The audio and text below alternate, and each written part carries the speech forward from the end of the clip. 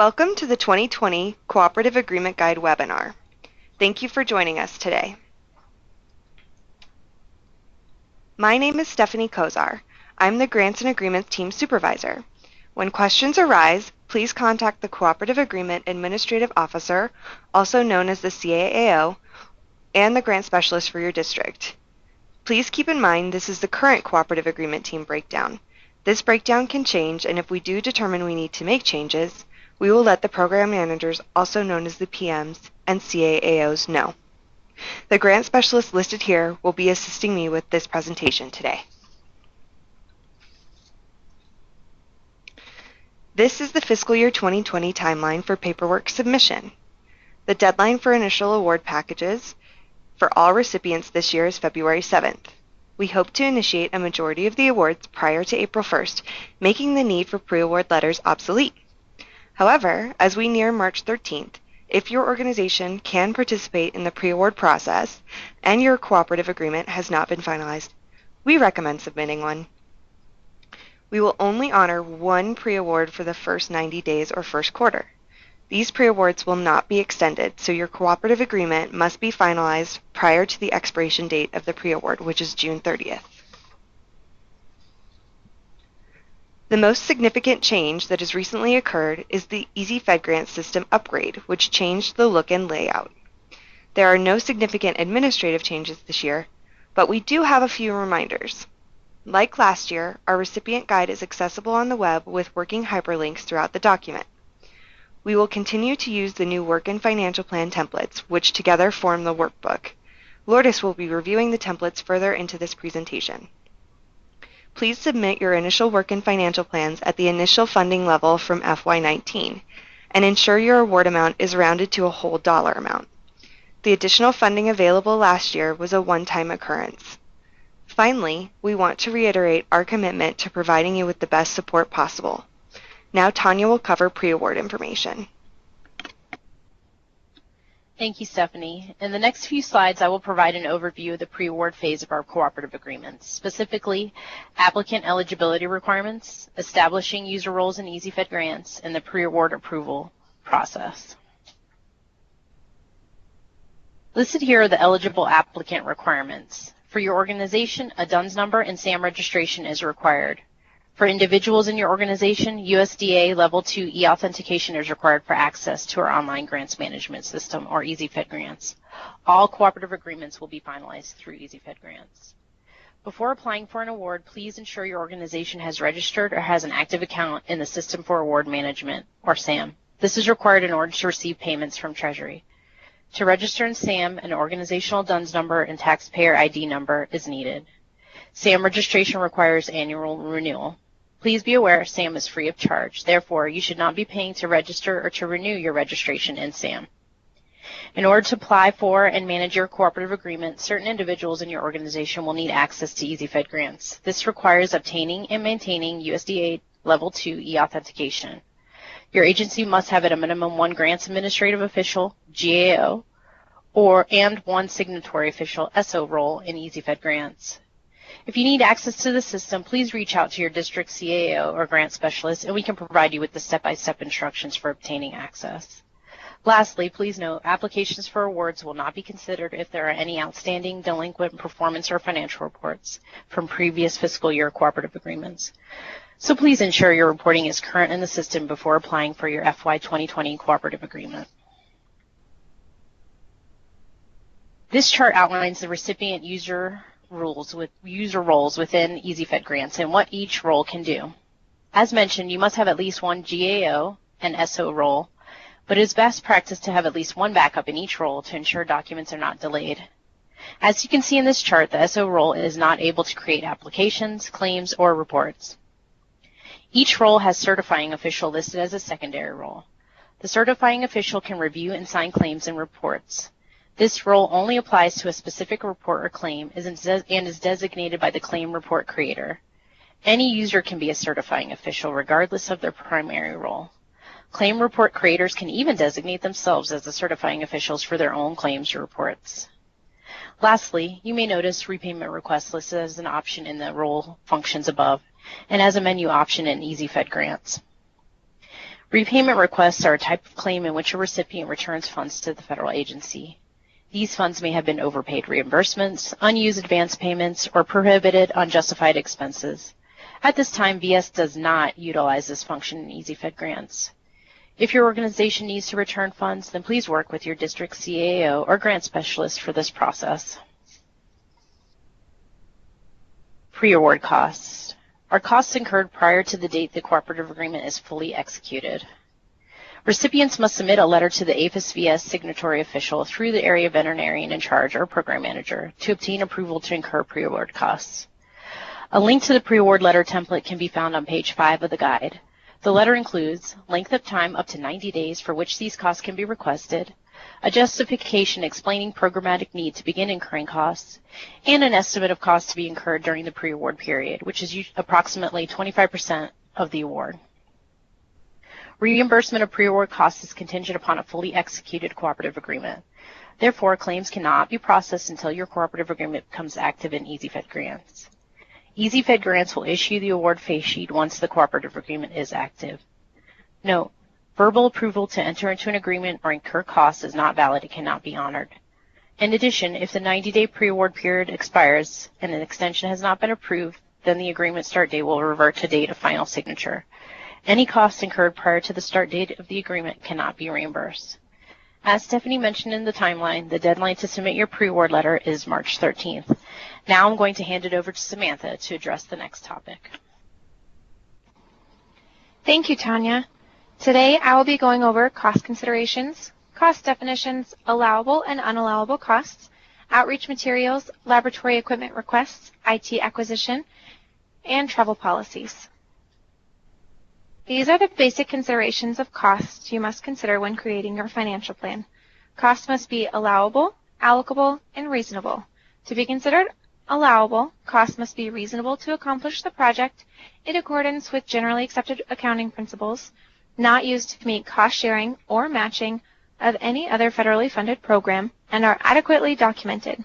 To be considered allocable, costs must be treated consistently by the applicant, incurred specifically for the project, beneficial to the project, and necessary to the overall operation. To be considered reasonable, the amount does not exceed what a prudent person, given the same circumstances, would expect to incur. A quick reference of common cost types can be found in Appendix 4 of the recipient guide. The different types of costs are direct costs, indirect costs, cost sharing, and cost matching. The definitions for these different types of costs are as follows. Direct costs includes personnel, fringe benefits, travel, supplies, equipment, contractual, and other. The next type of costs are indirect costs. There is a statutory cap on indirect of 10% for non-profit organizations, including most universities and colleges.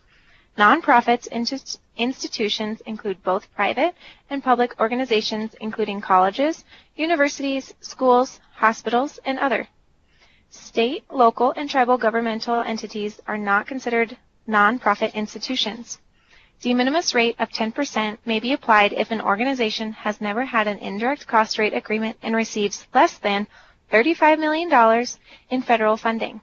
If claiming the de minimis rate, please contact your program manager, as there are additional processes to approve this rate.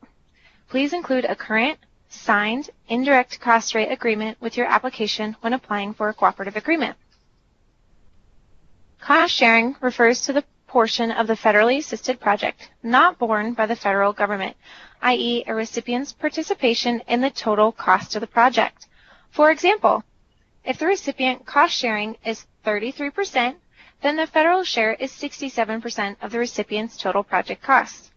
Cost matching refers to the portion of the federally assisted project not borne by the federal government, and it directly compares federal and non-federal participation dollar for dollar. For example, a 50% match of federal funds means that the recipient must provide 50 cents for every federal dollar. A 100% match means one recipient dollar or dollar value for every federal dollar. If the recipient is not meeting its cost share ratio or cost match requirement as stipulated in the cooperative agreement, action can be taken to 1. Reduce the next cooperative agreement, 2, reduce the APHIS's share proportionately. Or 3, allow the reduced cost share when it is in the best interest of the federal government. Once the cooperative agreement has expired, adjustments to a cost share cannot be approved. This slide helps determine allowable and unallowable costs. To find an explanation of allowable costs, you can use the following for your resources. 2 CFR Part 200, Authorizing Legislation, and Agency Guidance. Examples of unallowable costs are compensation and travel of federal employees, land acquisition, promotional, outreach, and giveaway items such as calendars, pens, squishy balls, etc., vehicle purchases, symposium, conference, meeting, workshop, honoraria, research, construction and/or major rehabilitation of buildings, bonuses or commissions, fundraising, and international travel. Also, please use the program-specific guidance in the recipient guide to determine if there are any additional restrictions to costs. When using agreement funds for outreach materials, whenever possible, please use existing outreach materials. If new material is developed, it will need to be submitted for additional levels of approval. You will be notified by the program manager for the final decision. Please allow a minimum of 2 weeks for review of materials for pamphlets, flyers, posters, etc. prior to printing. Again, approval must be obtained prior to printing. For a laboratory equipment request, equipment is defined as anything with a useful life of more than a year and per unit value of $5,000 or more. The equipment request form should be used for any laboratory equipment purchases for all programs. The form can be found in Section 1 under the Cost Guidance section of the Recipient Guide. Also, please include the completed equipment request form when submitting your workbook. Information technology can be found in Section 1 under Cost Guidance section of the Recipient Guide.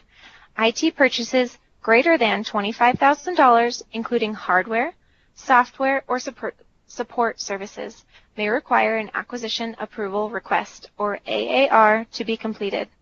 If it is determined that an AAR is needed, estimate a 2-week turnaround for the review process. The term information technology, or IT, includes, but is not limited to, computers, network and ancillary equipment, software, firmware, and similar procedures, services, including support services, and related resources. For general travel, travel costs should be specific to activities in the workbook. Follow your state written travel policies when calculating travel costs. If there is no state travel policy, the federal per diem rates should be used to estimate travel costs. For the Animal Health Association AHA meeting, either local, state, regional, or national, no more than 2 attendees per recipient combining umbrella and ADT cooperative agreements are allowed to be claimed on the agreement. For the out-of-state meeting or conference travel cap, for umbrella cooperative agreements, the cap is $10,000 or 7% of the total project costs, whichever is less. For ADT or other cooperative agreements, the cap is $5,000 or 7% of the total project costs, whichever is less. Items not subject to the travel cap are travel to attend trainings, workshops, and working groups, travel to attend AHA meetings within your state, registration fees for conferences and meetings, which should be categorized as other in the financial plan. Additional justification needs to be provided to support an increase in AHA attendees or to raise the budgetary cap. Justification will need to be approved by APHIS signatory official. For example, if an AHA meeting is within your state, it is not subject to your out-of-state travel cap. However, only 2 attendees maximum can be included or reimbursed through your cooperative agreement. Now Lourdes will walk us through the workbook.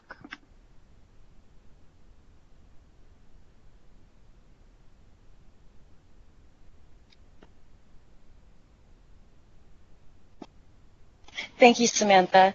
This year, we will continue to use the Excel workbook templates for both ADT and Umbrella.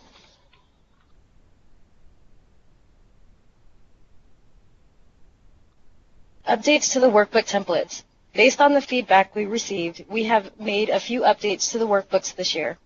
This chart outlines those updates and which workbook the updates apply to. First, you will be able to add rows to both ADT and Umbrella Work Plan and Accomplishment tabs. You will also be able to add rows to the ADT Financial Plan only. On the Umbrella Financial Plan, we have included additional rows. However, if more rows are needed, please contact your grant specialist. Lastly, like the Umbrella Financial Plan template, a recipient share and APHIS share columns have been added to the ADT Financial Plan.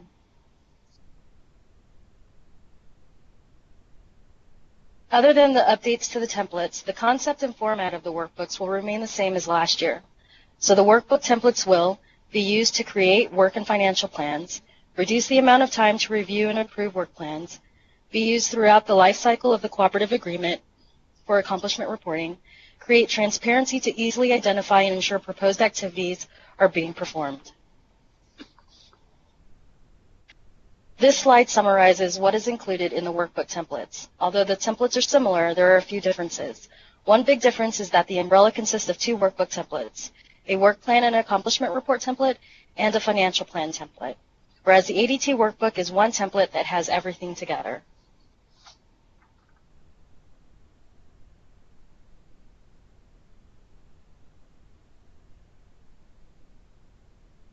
Both the ADT and Umbrella workbook have a cover page that will need to be completed. The verbiage in red font provides additional instructions. You will notice highlighted in green, the Umbrella cover page includes a percentage chart. This chart will need to be completed and should accurately reflect the percentage amount needed to carry out activities for each program. Please note you are not limited to prior year program percentages, and this chart will need to equal 100%. Additionally, highlighted in red at the bottom of the examples, the ADT workbook has one work plan and accomplishment tab, whereas the Umbrella workbook has a work plan and accomplishment tab for each program. Avian, cattle, One Health, SGCE, or sheep and goat, and swine.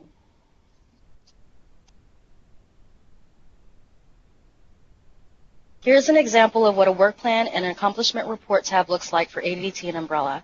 As mentioned in the previous slide, the Umbrella template will have a work plan and accomplishment tab for each program. The example shown here is for Avian. Both templates will have a metric-driven goals column, which is highlighted in green.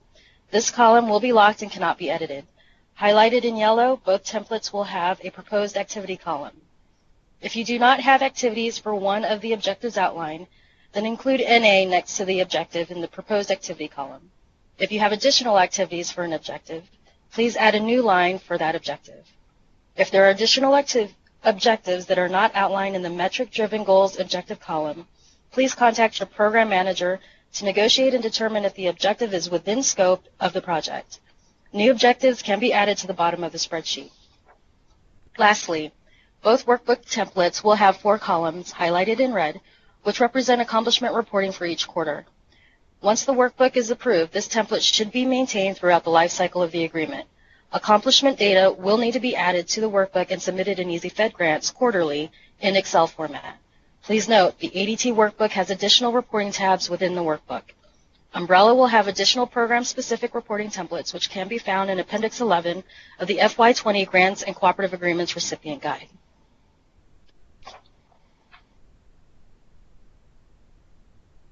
Here's an example of the Umbrella Financial Plan template. The layout is similar to the ADT Financial Plan. Just a couple friendly reminders.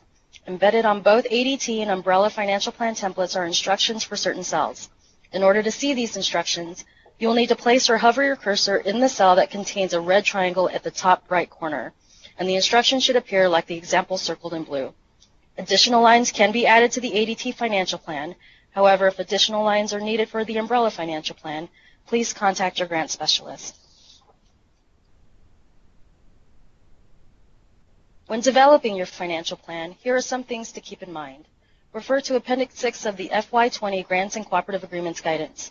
Appendix 6 outlines the types of details we are looking for when reviewing the financial plan. For example, list the rate per hour and number of hours or percentage of effort and salary rate for each position for personnel. For travel, include the estimated number of miles and rate per mile for local travel. For out-of-state meetings, conferences, and trainings, include the number of travelers, total number of days, per diem rate, and lodging costs for each out-of-state event. Another example are testing costs. If costs per test are included in the Work Plan and Accomplishments tab, ensure those rates are correctly documented in the financial plan. Double check, or better yet, triple check all your calculations. If there are any discrepancies noted during the work plan review, your work plan will require revision. Ensure the total federal amount is a whole number. Submit a current copy of the negotiated indirect cost rate agreement with your workbook if indirect costs are included in the financial plan. Recipient cost share or cost match is not required except for 40% match for brucellosis eradication activities. However, if you incorporate cost share or match and it is approved as part of your workbook, then it will be incorporated into your cooperative agreement and is legally binding. You would report any actual recipient costs on the SF425 financial report and verify that you have met the agreed upon amount by the end of the cooperative agreement period. Lastly, keep a file of your supporting documentation to show how costs were determined. Next, Erin will discuss application requirements. Thank you, Lourdes. That is correct. I will be covering the application requirements, which include the application process, notifications, documents, and reminders. Application process. Once your workbook has been approved, here is an overview of the application process. The opportunity information is emailed to the recipient applies to it, the PM reviews it, and if revisions are needed, the application is sent back to the recipient. Once approved, a risk assessment is conducted using information found on sam.gov, a single audit, and the Federal Awardee Performance and Integrity Information System, also known as FAPIS. If there are no findings during the risk assessment, the agreement is created. If we do find something, we will contact the recipient for further information. Here is an example of an opportunity notification. Once an opportunity is created, you will receive an email notification that will include an opportunity number and additional instructions on how to submit your application. For application documents, the SF424 and SF424A will be completed in the system. Please note, the SF424A must match the approved financial plan.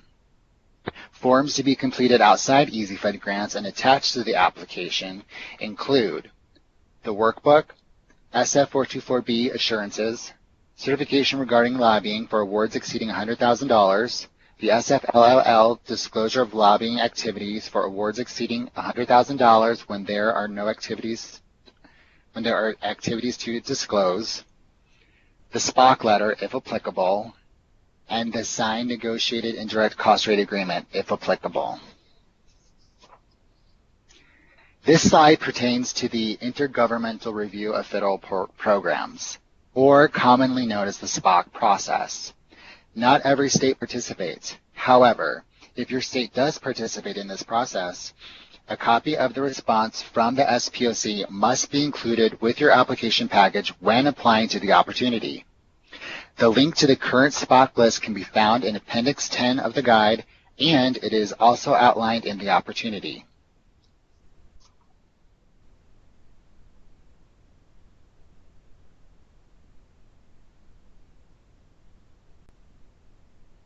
Application reminders. You will be notified via email when the opportunity is ready for you to apply, along with an approved copy of the workbook, which you will need to upload with your application. New funding opportunity numbers are created each year. Please do not use prior funding opportunity numbers. Once an application is created, please ensure you're editing that application. Do not create a new application. The created application should be accessed through the Actionable Items section. On the SF424, under Block 16, list the congressional districts. For A, applicant, list the congressional district for your organization's headquarters location. For B, program/project, list the congressional district where the activities will occur. You can list statewide or all in this block if needed. Under Block 18, include cost share under the applicant line if applicable. In Box 19, when making your selection, please choose option A or B. Option C is typically not a valid choice. On the SF424A, sections A, B, D, and F must be completed. Include cost share in sections A, B, and C when applicable.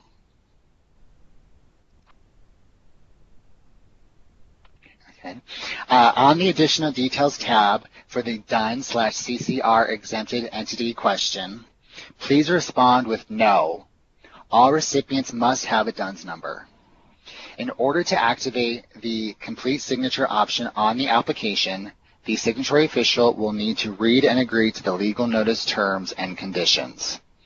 For returned applications, please refer to the Comments tab for information on why the application has been returned.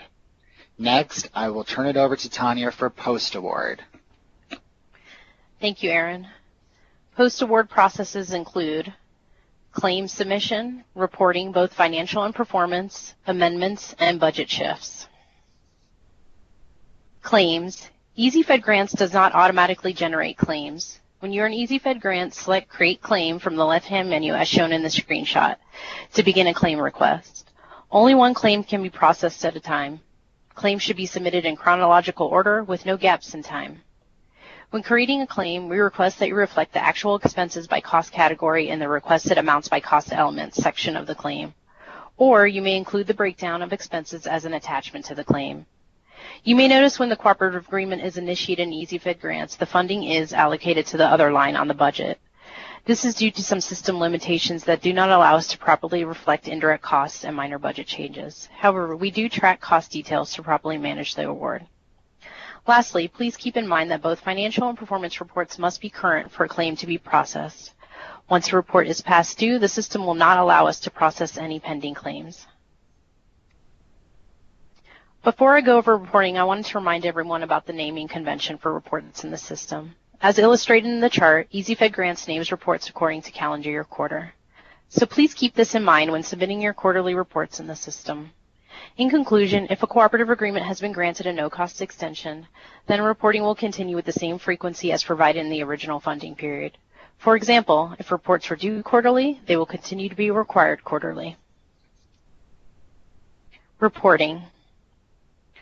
Performance and financial reports are required to be submitted in EasyFed Grants in accordance with the frequency outlined in the award phase sheet. The report templates become available for submission in EasyFed Grants on the last day of each quarter. Reports are due 30 days after the end of the calendar quarter, except for the final report, which is due no later than 90 days following the expiration or termination of the award. Reports will become assigned to the user who opens the new report and will disappear from the other user's actionable items list. However, the GAO role has the ability to reassign draft and return reports under the Work Item Reassignment option in their EasyFed Grants menu. If additional time is needed to submit a report, then please submit written requests for extensions to the Program Manager before the report deadline. The Program Manager will provide his or her decision in writing. However, even if an extension is granted, claims cannot be processed in EasyFed Grants until all required reporting has been submitted. Please note, if the agreement becomes active after the first quarter report should have generated, the due date listed for the report will be inaccurate. Refer to your award phase sheet for the correct due dates. Lastly, EasyFed Grants will generate 2 reports for the final quarter of the agreement, that quarter's report and a final report. Since we do not require 2 reports to be submitted, we will mark the last quarter's report as accepted, and you will only be required to submit the report marked final. If you would like to submit both a quarterly report and a cumulative report, then please attach both to the final report in EasyFed Grants. Next, let's review how to locate reports in EasyFed Grants. This is a partial view of what you will see when you log into EasyFed Grants. In order to complete your reports, you must access them through your actionable items on the home screen. Select Reports from the drop-down in the Actionable Items section. Then click the report that you would like to complete and submit. When the reports generate, they are available in the Actionable Items section for the GAO and recipient administrative contact. If you need more administrative contacts than is allowed on the application, please contact us. Additional individuals can be added to the agreement when it is drafted for signature. In conclusion, reports can only be edited through actionable items. Currently, searching for items in EasyFed grants does not permit you to make edits on them. Financial reporting. Please note, some fields will be auto-populated by the system, whereas others will need to be completed within the form. Since this is a cumulative report, ensure the amounts shown in the form reflect cumulative amounts, including the information for indirect costs. If there are indirect costs, Block 11 must be completed. If a new rate has been negotiated, attach a copy of the newly signed indirect cost rate agreement to the report in order to support the change in rate. If you have cost share or cost match that has been approved as part of your cooperative agreement, reflect your share of the expenditures in the recipient share section. On the final federal financial report, an amount should not be listed for federal share unliquidated obligations. If there is an amount listed on this line, it usually means we have advanced funds to you that have remained unspent by the close of the agreement and will require repayment to us. If you have funds that have been paid to you but remain unspent, then work with your district CAO to return the funds to us. If there's an unobligated balance of federal share on the final federal financial report, this amount will be deobligated in the closeout process. Performance reports. As Lourdes mentioned earlier, the workbook includes space for quarterly accomplishment reporting. Therefore, please use the workbook to update your accomplishments each quarter to correspond to the proposed activities. When completing the performance report in EasyFed grants, we request that you upload the workbook accomplishments and any additional required reports to the Attachments tab of the performance report instead of using Block 10 Performance Narrative. When attaching these reports, please indicate See Attached in Block 10 of the generated form. Double check that the correct attachment is included. Once a report has been submitted, it may be returned by the program manager. However, if it is accepted by the program manager, it cannot be edited, and any corrected reports would need to be submitted via email. In conclusion, some of the programs require additional reporting. These reports can be found in Appendix 11 of the guide. Some things to keep in mind specifically for the avian testing goals report. Use the Excel spreadsheet provided in Appendix 11 of the current guide to report avian testing. Some updates have been made to the form from last year. Report data for the current quarter using the correct quarterly tab, and attach the report in MS Excel format only when submitting in EasyFed grants. Property and equipment reporting. Recipients are required to maintain an inventory and conduct a physical inventory every 2 years for property and equipment purchased with cooperative agreement funds. This includes items purchased under prior year cooperative agreements.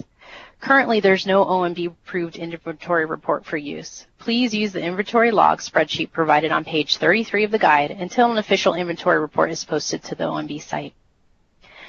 Please note, if you will be getting rid of property or equipment purchased in part or in whole with federal funds from the current cooperative agreement or prior year agreements, then please contact your program manager or district CAO for disposition instructions first.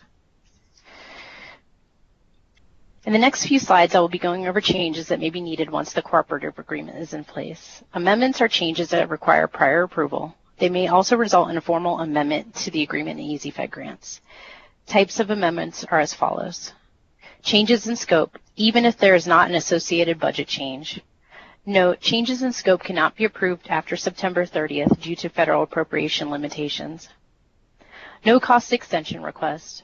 For extensions of time, written justification, including why approved goals and objectives were not met during the original performance period, must be received at least 10 days prior to the expiration of the award. Only one extension can be granted for up to 12 months. An extension will not be approved solely to spend unobligated funds. In addition, extensions may affect the start of the next cycle's cooperative agreement, depending on the justification provided. Increases or decreases to the award amount and/or cost share. Changes or disengagement of more than 3 months or 25% in key personnel. Inclusion of costs that require prior written approval in accordance with 2 CFR Part 200.407. Transfer of funds budgeted for participant costs, support costs as defined in 2 CFR Part 200.75. Subawarding, transferring, or contracting out any work, not including acquisition of supplies, materials, equipment, or general support services. And last but not least, budget shifts. Since the most common requests we see are budget shift requests, I'm going to cover this in more detail. Budget shift requests should be submitted in writing to the program manager and address the following 5 questions. 1. What is the amount of the shift? 2. Justification to explain why the shift is occurring. 3. What direct cost category is the funding being shifted from and to, for example, from personnel to travel? 4. Will the original objectives still be met? 5. Will this shift impact the scope? And as mentioned earlier, any scope changes must be made prior to September 30th. If the cooperative agreement is over the simplified acquisition threshold of $250,000 and there is a cumulative shift of more than 10% amongst direct cost categories, then you will need to submit a revised financial plan and SF424A along with the written request for the budget shift. Even if shifts do not meet these conditions, we request that any shifts in your budget are communicated with the program manager so that we can determine if scope is being impacted, whether changes are allowable, reasonable, and to track cumulative changes in the approved budget. In addition, all requested shifts must be received by VS no later than 30 days prior to the expiration of the cooperative agreement. VS will inform the recipient in writing of the decision. Written approval is needed prior to implementing any changes. Lastly, VS may not approve budget changes to allow purchase of general purpose equipment in the last quarter of the performance period if it appears the modification is being made to use unobligated funds. Example of general purpose equipment are office equipment, GPS, cameras, and computers. To sum up, here's the workflow for an amendment in EasyFed grants. Please note, not all amendments require all these steps to become active, and some steps may occur outside EasyFed grants to initiate the amendment. For example, no-cost extensions. Now I'm going to pass it back to Aaron, and he will be discussing the closeout process. Thank you, Tanya. For closeouts, I will go over eligibility requirements, notifications, and retention. Eligibility criteria. A closeout is required on every agreement once it has ended or if it has been terminated. A closeout cannot be created for agreements when it's being amended, which means the agreement is being modified, if there are any missing reports or a claim is being processed, if there is a third-party active audit or pending litigation, or if the agreement has not reached its end date. Notifications. The system will send automatic reminders to the recipient 30 days prior to the expiration of the award. As you can see here, this is an example of an email sent from EasyFed Grants when an agreement is ending.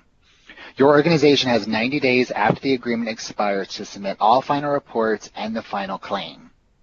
If there is an unobligated balance of federal funds listed in line 10H of the final financial report, the process to deobligate these funds will be initiated.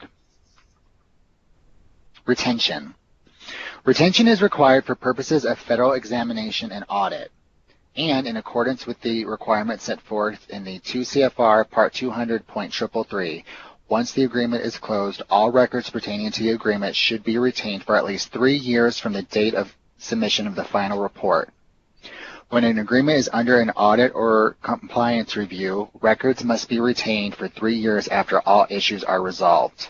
Next, I will hand it over to Stephanie for resources. Thank you, Aaron. There are a number of useful resources available to you. Here are some links to a few. The first link is the Fiscal Year 2020 Guidance. The second link is the Code of Federal Regulations. Finally, the last link will take you to the General APHIS Terms and Conditions. These are the standard articles you agree to when signing an award face sheet in EasyFed Grants. There is a training portal on the EasyFed Grants landing page that contains a number of job aids and helpful tips. If you are unfamiliar with EasyFed Grants, we highly recommend visiting these resources. If you have any questions or comments regarding this training, please direct them to the email address you see on your screen. Thank you for joining us today. Bye. Bye.